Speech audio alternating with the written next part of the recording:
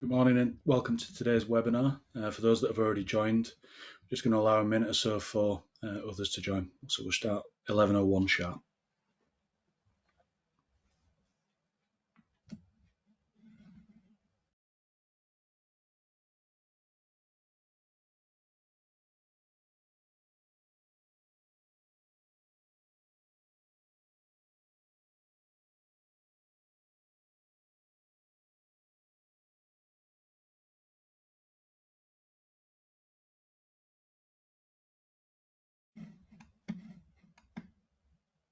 So hello and welcome to today's webinar. This is our quarterly roadmap review, the second one that we've done this year. My name's Dan Tiffany. I'm the head of product, and I'll be joined today, or I am joined today rather, by my colleagues Martin, product owner at Aptem, and James Love, our chief product officer.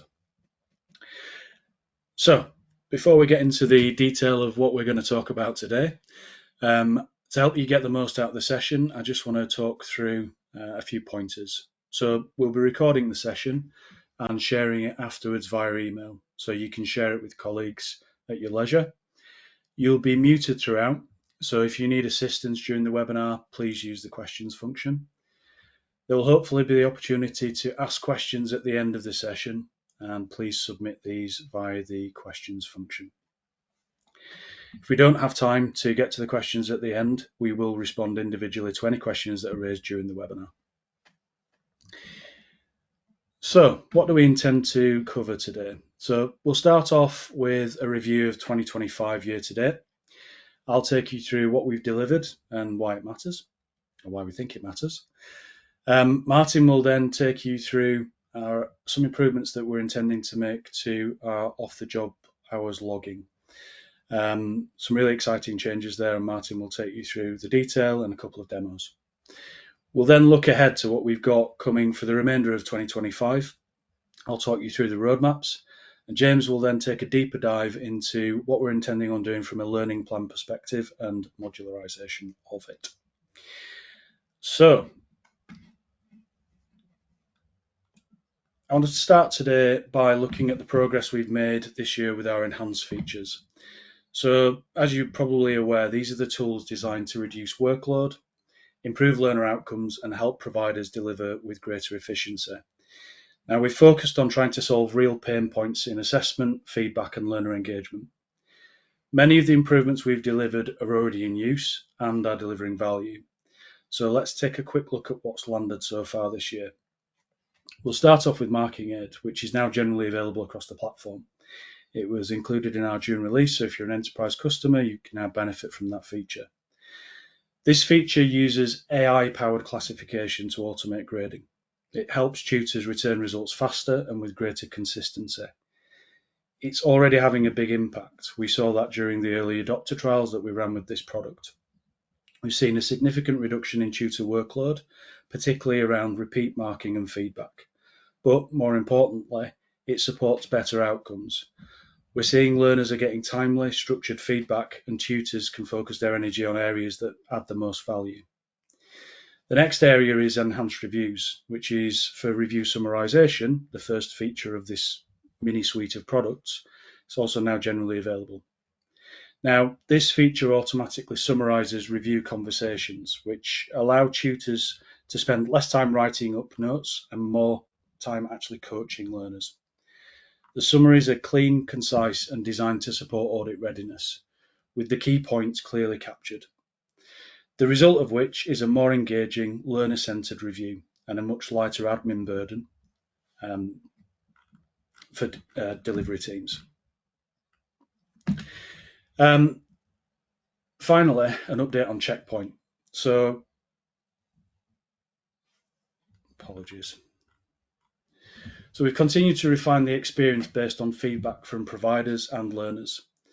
Checkpoint was our first available enhanced feature. It went out during 2023 and we continued to develop it during the course of 2024.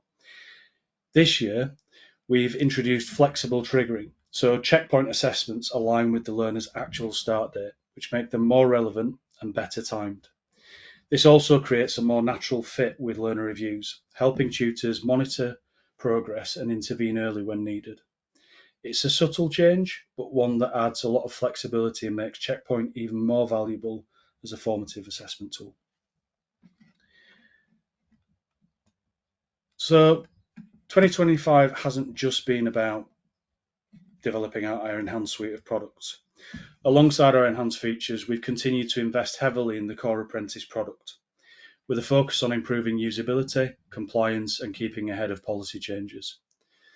First, we've made it easier to capture and centralize learner interactions by allowing teams to upload transcripts directly into Aptem, whether that's from internal tools or third-party platforms.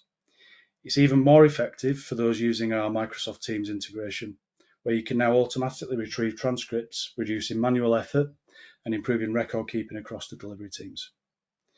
We've also introduced version control for compliance document templates, which has been a long requested improvement, but it helps providers maintain up-to-date documentation, ensures audit readiness, and reduces the admin burden when rules change or there are branding changes that take place.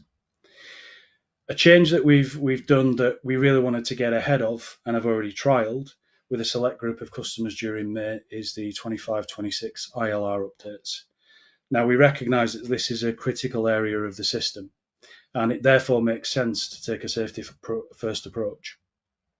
I'm pleased to say that they're now generally available as part of our June release, having gone through that assurance process. And finally, fingers crossed, we're well underway with adapting Aptem systems to meet the 25-26 funding rule changes, which include work around the new minimum programme durations. Everything is on track to be live in the July release, and this should give providers confidence and headroom to stay compliant without disruption. So, while we've made big strides with Aptem Enhance, it's important to say that we continue to prioritise and invest in the core platform. Whether it's simplifying admin through integrated meeting notes, supporting compliance with version-controlled documents, or staying ahead of funding and ILR changes, our focus remains on helping providers to stay efficient, audit ready, and confident in delivery. And with that said, I'll hand over to Martin, who will now talk to you about some exciting changes that are coming from an OTJ perspective. Martin. Thank you, Dan. Hi, everyone. I'm genuinely excited to share some significant upcoming work focused on transforming how all learning hours are logged in Aptem. That's not just off-the-job hours, but also English and maths and any other learning. We totally recognise that right now our system can make logging hours feel a bit complicated, especially with it being so tied into the evidence submission process. It's something you've told us can be a real headache for both learners and your compliance teams. You've also told us it's tough to verify these hours efficiently in one single place, or to really use that data to understand active learning and spot apprentices who might be falling behind. Our core aim is clear. We want to separate our logging from evidence submission. We're creating a streamlined, dedicated process that makes it super simple for learners to submit their time, and crucially, we want to provide tutors and compliance teams with a really fluid and straightforward way to verify these hours. Ultimately, we're building what we hope will become an industry standard hour logging process that empowers you with clearer insights into active learning and apprentice progress. Now, I'm going to go through the tricky process of taking the screen. So let me just share screen.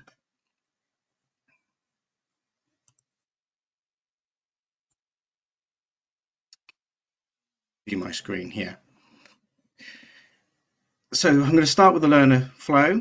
So to give you a clear idea of what this looks like, I'm going to demonstrate the learner workflow. Just a quick heads up though, this is a prototype, it's an early look. Like all ongoing development, it's subject to change based on your valuable feedback, further discovery, and any technical considerations that might crop up. This isn't a final design, but it should certainly give you a strong sense of what we're planning. So I'll start on the screen. So we have decided to create a dedicated space for logging activity, which will sit in the left-hand panel. So if I click that now, it will take you through to the learner's view of their activity. So you can see they will have a table view of all of their activities that they've logged. They'll be able to filter those by status and everything else, search for items. Do take note of the accepted, rejected. I'll be swinging back around to that in a second. But if I start with log activity, So learners will be able to select from three types of activities: off-the-job training, English and maths, and other. They'll also be able to indicate whether this was taking place inside or outside of working hours, being paid or receiving toil. We have gone with this approach. We've stuck with this approach because the feedback we've had is logging start and finish times is very complex and actually can lead to inaccuracies where the times include breaks and other points where actually learning wasn't taking place. So we are sticking with this process. They'll have a space to log their activity. So they'll be able to enter some free text.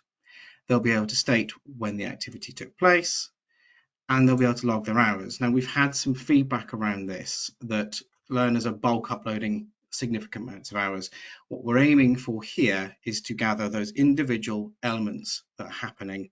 So we are going to look to put some validation in here. Nominally, we've put 6 hours. We will obviously do some discovery around that. And then the sticking point in this workflow is obviously having to select the learning plan component. We've given some significant thought to this. So what we've come up with to start with, so the flow here is gathering information with regards to the entry, which can help filter down the potential components, but we're also going to be putting in a text search box, which will then suggest components for the learner to select, which we hope will smooth over that process, but we will continue to look at that. So I will select the component, which then selects that, and then we log the activity. And now we can see that we have a new unreviewed item up here. A learner will have the ability to edit and delete those activities up to the point where they have been accepted and verified. This is a workflow that we've been listening to our customers on. We will consider putting in variances, as I'll talk about in a moment. The key thing that we will be doing here is keeping the editing of entries locked down to the learner. We want to have a system that's beyond refute by an auditor. These entries have been entered by the learner without any interference from their tutor. So that's what we're looking to do on this one. So that's our learner workflow that we are coming up with and working on actively at the moment. The next thing I will show you is the tutor workflow. So this will show you the process we've designed, again, based on extensive customer feedback for how your tutors will verify off-the-job hours. We truly believe this will be a much simpler and more efficient process for your teams. So if I, so landing on the tutor page, they'll have a dedicated place to come and look at activities. We've put in 2 spaces here, so there's 3 parts to this whole page that lets tutors work through different workflows. So I'll start with no activities logged in 14 days. This is probably going to be a configurable thing in the future, but just for demo purposes, we've selected 14 days. This will take your tutors through to a page where in this first iteration, they'll be able to see all of the relevant contact details for each of their learners that has not logged their activities to facilitate chasing. In the future, again, based upon discovery, we want to put some additional messaging in here. So maybe you can send messages, set up auto notifications, and those sort of things to help keep on top of your learners who are not logging their activities, to maintain active learning and to maintain engagement. So that's one of the workflows that a tutor can follow.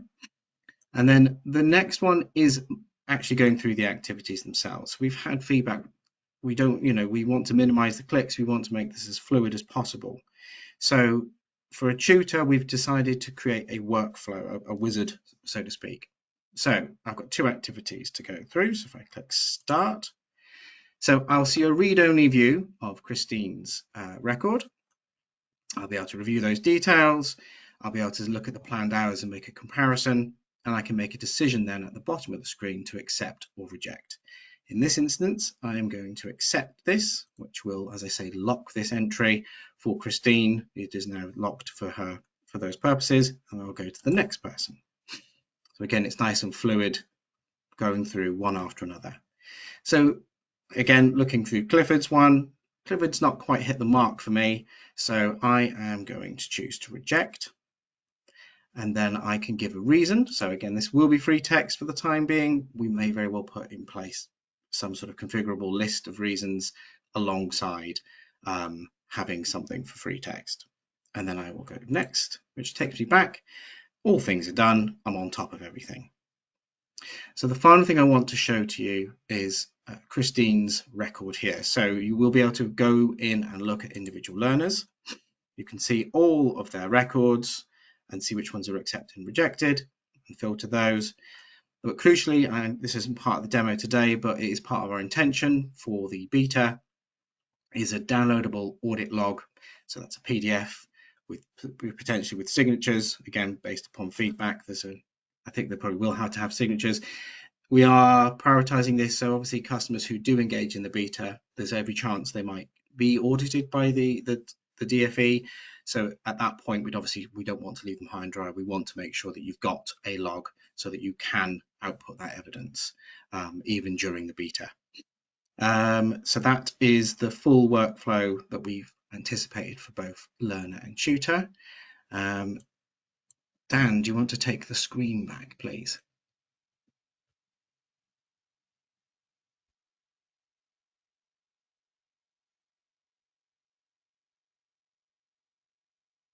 Excellent, thank you very much. So I hope those two demos have given you a solid understanding of our immediate plans and the direction we're taking. This is just the first big step, and we'll be continuously refining this new functionality. Our next crucial phase is the beta program, as I've spoken about. The beta will specifically cover the first iteration of hours logging by the learner, a simple workflow for tutors to verify hours, and an initial output for audit purposes. This is a significant improvement, and we're inviting customers to participate, helping us test, verify, and shape these core changes into a truly universal solution for everyone. Our ultimate goal is to completely replace our current system with an approach that allows all of our customers and their learners to engage seamlessly with Aptem. Looking beyond the beta, we're already exploring further enhancements based on the valuable feedback we've received and will continue to gather. We fully recognize that your workflows can have unique nuances. That's why our intent is to build in significant flexibility and configurability. This includes plans for a dedicated settings area where you'll be able to customize elements like field labels on the logging form and define preset reasons for rejecting an hour entry. Crucially, we're also undertaking further discovery around ad hoc hour gathering. We know not all hours immediately link to a specific learning activity, and we've had feedback about logging against activity types and KSBs, for example. Our aim is to look at an optional parallel workflow for ad hoc logging that could sit alongside the activity-specific logging. This adaptable approach, shaped by extensive customer feedback, means we hope the vast majority, if not all of our customers, will be able to integrate this feature seamlessly into their existing operations. Please bear in mind, the specific customization and ad hoc logging options are future enhancements, subject to further discovery, hour capacity, and technical feasibility, but they are very much our aim. Let's talk about the final rollout. So after the beta, we'll launch an early access program. We understand that the changes we're making represent a significant shift for many of you, potentially impacting existing workflows or even how you design programs, especially if you're currently managing hours outside of Aptem. This early access phase is designed to allow a larger group of customers to transition smoothly with our support.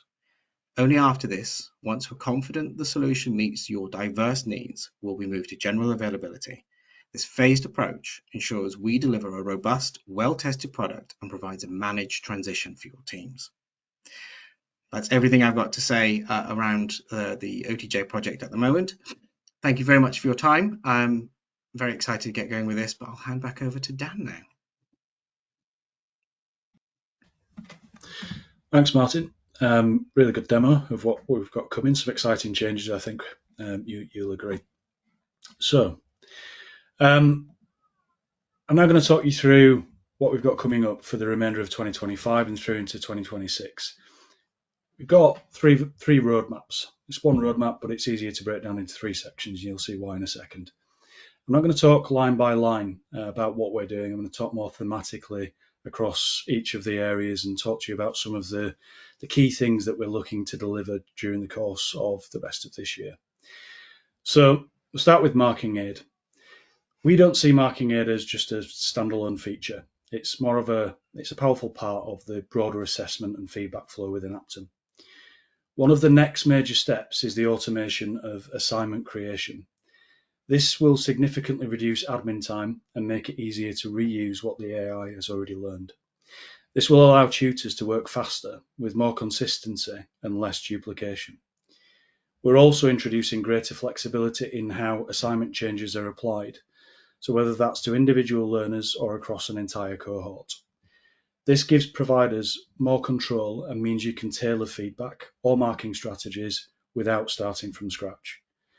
Finally, we'll be adding improved reporting. Now, this will enable you to track usage trends, monitor marking patterns, and ultimately measure the value that the marking aid is delivering.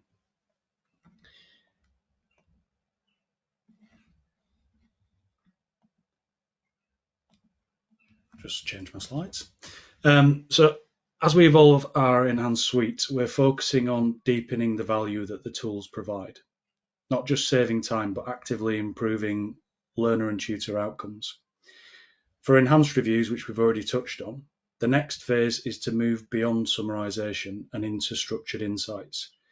We're working on the ability to automatically generate actions during a review, drawn directly from the AI summary, easy for me to say, and carry those forward into the learner's next review. This is work that tutors currently do manually and often with inconsistency. Automating it means that we'll have clearer progression, stronger continuity, and less admin overhead. Meanwhile, for the virtual assistant, we're exploring ways to make responses faster, more personalised, and more context-aware. That includes tailoring tone and style to feel more human and enriching the model with additional data, like employer practices, for example. This will make the support feel more relevant to each learner's real-world experience. As I've touched on already, while much of what we talked about sits within our enhanced suite, we're also continuing to build capability into the core apprentice product, ensuring all customers benefit regardless of package. One example of this is a new actions section within reviews. Even with the automation provided by enhanced reviews, we know there's real value in giving tutors a clear place to record and track actions in the context of a review, and that's regardless of whether you're able to benefit from the enhanced feature. This will make it easier to maintain structured, visible learner follow-up and support better engagement without increasing the admin burden, in fact, reducing it. The other major area we're investing in is in learning plan modularization, which again is really difficult to say. It's a big piece of work with big potential, and I'm going to hand over to James now, who will talk in a little bit more detail around what our intentions are there. James, over to you. Thank you very much, Dan. And yes, we have all been practicing the phrase learning plan modularization quite a lot here. It's a word that is quite difficult to say, and actually it really touches on why we're doing it in the first place. Managing learning plans for learners, as I'm sure you all experience regularly, is difficult, and it's made even more difficult when there are requirements, perfectly expected ones, for you to adapt and change and manage that learning plan on a day-to-day basis. We recognize that within vocational learning in general and within the systems you use, there needs to be better tooling to allow you to manage those plans, to construct them in the first place, build out your curriculum, and ultimately relieve the stress and make more efficient how you manage things ongoing. It's with that said, and on the basis of a lot of feedback we've received from our customers over the course of the last few years, not least at our customer conference, Aspire, just a month or so ago, that modularizing the learning plan is something of key interest to you. From our perspective, it really drives towards a learner engagement angle, more so than anything else to this point. We really want to invest to make that learning plan experience more enjoyable for learners, allow them to be more engaged in their programs, drive them through to better success as a result of being directed more effectively towards what they need to do next and not feel overwhelmed by what's coming through. We also, of course, want to make it easy for tutors to manage and/or caseload managers or whoever it is that manages your learning plans and what is assigned to learners. We, of course, want you to help make Ofsted happy, but Ofsted are only there to ensure that the learners are getting the best quality training and the best quality learning they can. This is all ahead of a longer term vision for us, where we want to drive towards adaptive learning. Now, this is something that we've certainly talked a lot about here at Aptem, and I've heard a lot of customers talk about adaptive learning too. We want our system to help you make the right decisions about what it is your learners need to learn. We provide a lot of information from our system, and we capture a lot of information in the system as well that helps you make those informed decisions on an individual basis. Our ultimate vision is to enable the system to do that for you. To a greater or lesser degree, depending on what particular features or functions you have available, our whole aim here is to make you more efficient as providers and help you provide a better quality of learning. Future is quite broad as we look forward to what we're doing with the learning plan moving forwards, but I really want to emphasize to all of you on this call that whilst the individual functionality may change or be improved or critically enhanced by Aptem Enhance, this learning plan modularization is something that we're providing to all customers. This is not something specific to Aptem Enterprise. And I also need to make it clear it's a multi-year investment. We are looking to significantly enhance it over the course of the rest of this year into H1 of next year, and then ongoing for the remaining year after that. With that said, probably enough from me. Please back over to Dan. He's going to talk to you about the next time you come and get some updates from us. Thank you, James. So just a bit of a signpost to some upcoming webinars. So on the 10th of July, we've got a webinar which is focused on how you as training providers continue to improve your core. That's 10th of July, 10 till 11 a.m. If you've not signed up, you can do via our website. And then we have an Aptem Enhance quarterly update, which is on Tuesday, the 23rd of September, 11:30 till 12:30. Again, you can sign up via our website to gain access to that. Just a couple of points to finish on. If you want to learn more about getting the most out of the products that we already offer and you're an existing customer, please do reach out to your customer success manager. There's also a lot of information now available on our help center on the website. If you're not yet an Aptem customer, please do scan the code to book a demo or reach out to us directly. I think we've probably answered most questions as they've come in today. Any that we haven't, we will pick up separately and respond to you directly. It just remains for me to say thank you very much for your time today. Thanks for joining us today. I hope you're as excited about the future as we are, and we will see you on the next one.